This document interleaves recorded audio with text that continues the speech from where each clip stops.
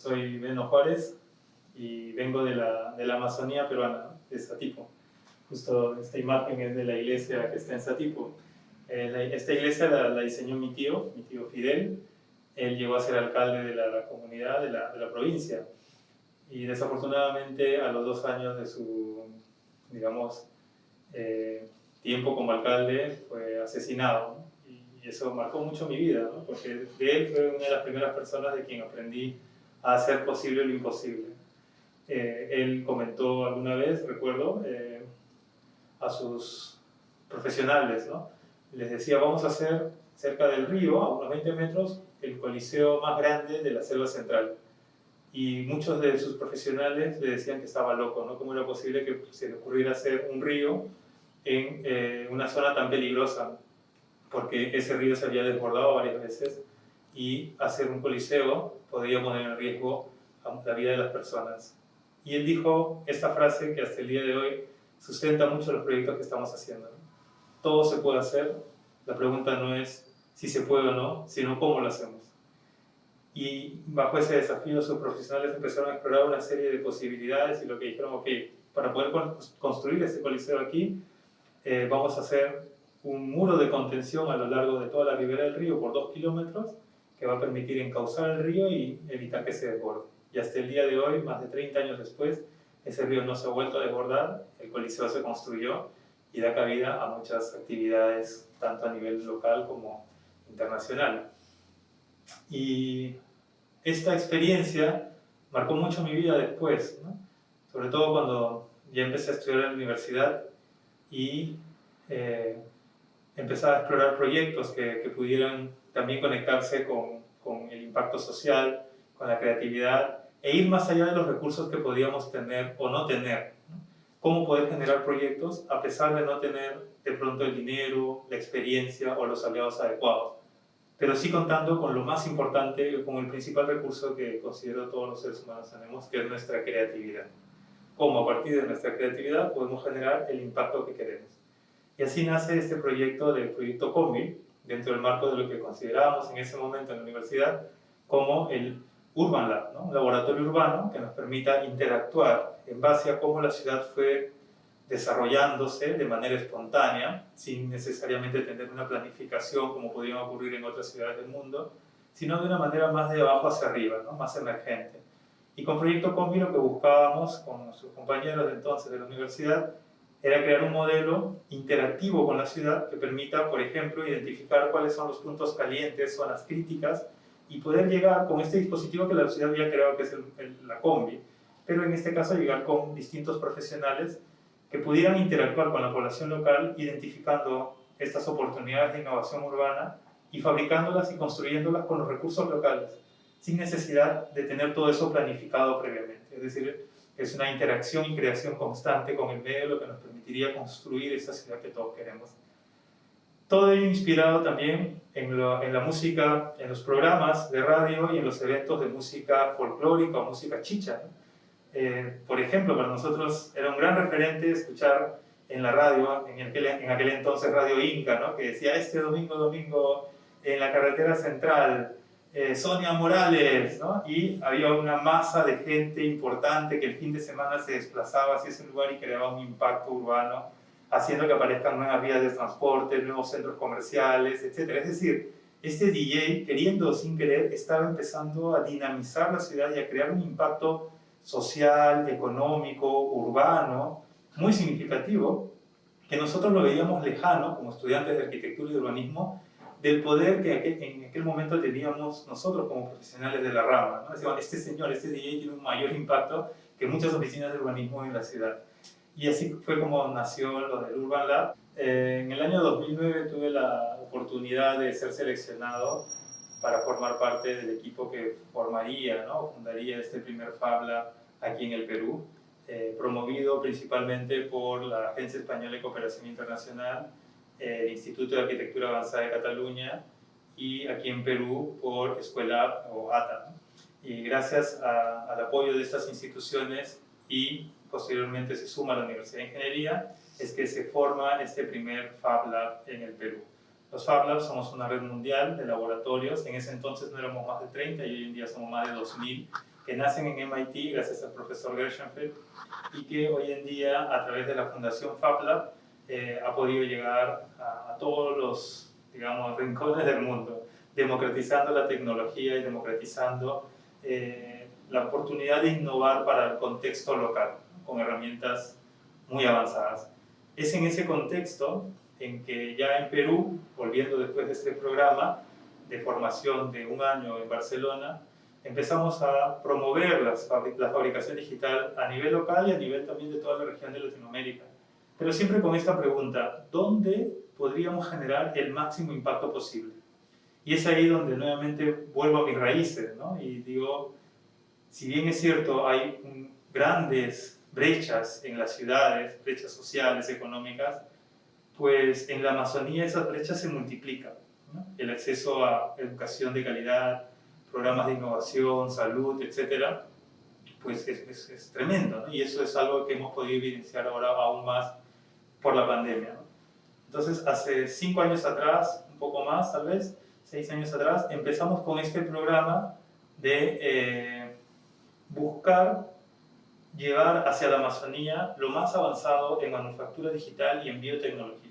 Y es así como nace el proyecto del Fab Flotante Amazonas, un proyecto que busca incubar en el corazón verde del mundo la manufactura del futuro, a través de un laboratorio que pueda navegar por los ríos y que se pueda también subdividir en múltiples laboratorios, como operan muchas de las barcazas, ¿no? Y del concepto de territorio que encontramos en la Amazonía, que es un territorio que fluye, un territorio que se mueve más desde un elemento líquido, ¿no? como los ríos, que en los espacios fijos como las ciudades en sí, ¿no? Entonces, a partir de este concepto es que se busca también democratizar más aún estas herramientas, llegando a las comunidades más alejadas. El proyecto está en proceso de implementación, pero hemos en paralelo desarrollado una serie de actividades con distintas comunidades. Una de las más recientes ha sido en la frontera con Ecuador, en el CENEPA, donde hemos trabajado con más de 1.400 jóvenes, entre todos integrando ideas para poder llegar a soluciones de alto impacto local. Nos dimos cuenta que más importante que llevar una impresora 3D y una cortadora láser a las comunidades, previamente es importante trabajar en el sentido de valor que pueden tener las personas locales sobre el territorio en el que se encuentran. Vimos cuando hacíamos preguntas sobre cuántos de ustedes quisieran permanecer en su tierra, más del 99% de los jóvenes querían irse de la Amazonía. Y es difícil buscar una sostenibilidad en un territorio donde sus mismos pobladores no valoran y no aman lo que tienen. Como selvático, como amazónico, es uno de mis principales compromisos, buscar generar oportunidades en uno de los territorios más hermosos y más biodiversos del planeta, pero que a la vez está también más alejado y más excluido en términos de innovación tecnológica y de desarrollo de oportunidades para sus lugareños. Esta metodología de simbiocreación nos ha permitido integrar ideas de múltiples jóvenes sobre cómo puedo mejorar mi territorio, pero no solamente quedarme en la idea o en la idea individual, sino la mía con la tuya se suman y se multiplican, y así sucesivamente hasta que se construyen soluciones conjuntas. En el caso, por ejemplo, de esta última en la frontera con Ecuador, en Condorcanqui, el principal proyecto identificado entre cientos de ideas fue crear filtros de agua para poder tomarla directamente en los ríos. Es un problema muy grande allá, no hay agua potable y la mayoría de los pobladores tienen que consumir un agua que está contaminada. Entonces, esta fue una solución que salió de estos jóvenes y claro, una vez que llegas a la propuesta dices, ¿cómo lo hago realidad? Y ahí es donde vienen las tecnologías, de ahí es donde usar una impresora 3D, una cortadora, láser o de pronto electrónica, robótica, tiene sentido, porque se apropian y lo usan para el propósito que ellos habían identificado. Todo esto es parte del marco del Fab Flotante.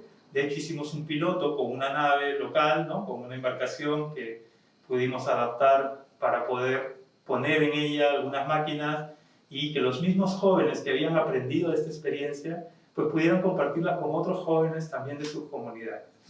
Experiencias como esta las hemos repetido en distintos lugares de la Amazonía con muchos aprendizajes. Uno de los principales, como les mencionaba, es este cambio sobre el valor de la Amazonía para las propias personas, ¿no? Para los propios lugareños. Cuando empezamos estos talleres, por ejemplo, muchos de los estudiantes, de los jóvenes, tenían la actitud de aquí hay mucho por hacer y el gobierno no está haciendo nada, ¿no? Es decir, esperando que venga un tercero a resolver los problemas que tienen en su comunidad. Y por supuesto, todos tenemos una responsabilidad, pero también es importante sentir yo que tengo esa capacidad de poder actuar sobre el contexto en el que estoy y empezar a generar ese cambio, ser yo ese agente de cambio. Y uno de los momentos fascinantes de esta experiencia es que los mismos jóvenes que al inicio se quejaban de por qué el gobierno no hacía nada en su comunidad, después de haber pasado por esta experiencia, después de haber usado máquinas como impresoras 3D, cortadoras que les permitieron hacer sus ideas realidad, cambian su actitud y dicen, ahora me doy cuenta que yo también puedo cambiar mi comunidad, que yo también puedo aportar, que yo también puedo construir ese futuro que tanto anhelo. Y creo que esa es la principal fabricación, ¿no? En la que nos enfocamos, ¿no? Una fabricación que viene de adentro hacia afuera, no solamente en el uso de la tecnología por la tecnología, sino con ese propósito de darle valor al territorio en el que estamos. También ha sido interesante ver cómo es que estas tecnologías se conectan con las tecnologías locales, con los artesanos, con los productores locales.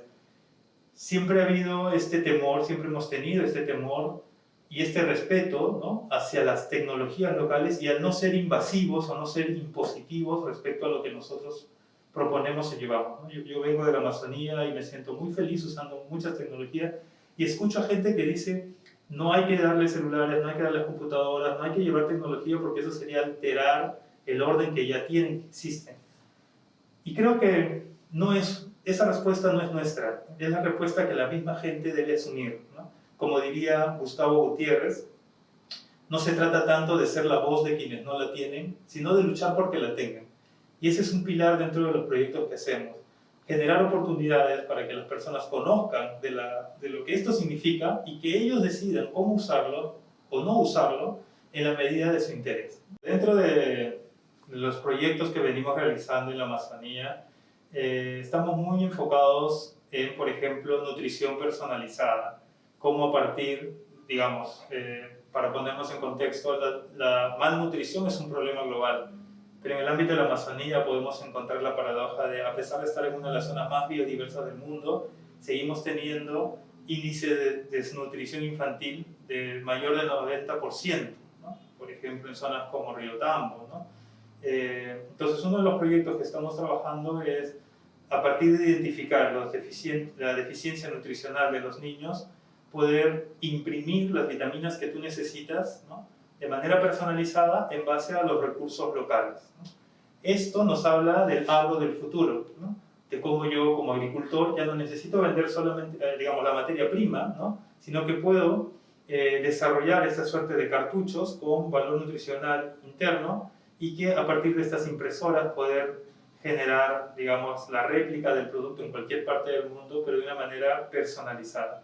De igual forma estamos trabajando en felicidad personalizada, como a partir de tu nivel de estrés se puede imprimir la cantidad de chocolate que necesitas para tu día a día.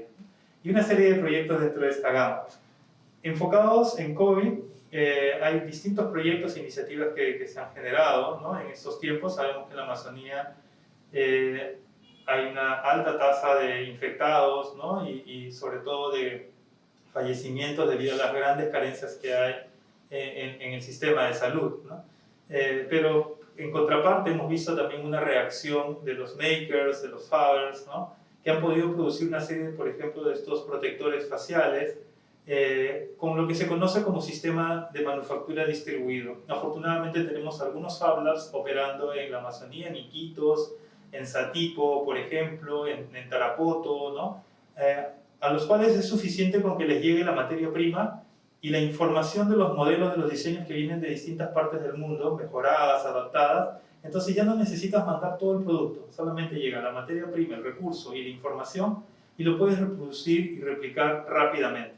El gran desafío, creo yo, para la selva es que ya la materia prima no necesite llegar, que puedan utilizar los recursos locales, la gran cantidad de resinas que tenemos, por ejemplo, la gran cantidad de fibras que se pueden utilizar para una nueva generación de productos y tener una mayor autonomía. De igual forma, recientemente hemos concluido una simbiocreación global para generar máquinas que puedan ayudar a producir estas mascarillas, ¿no?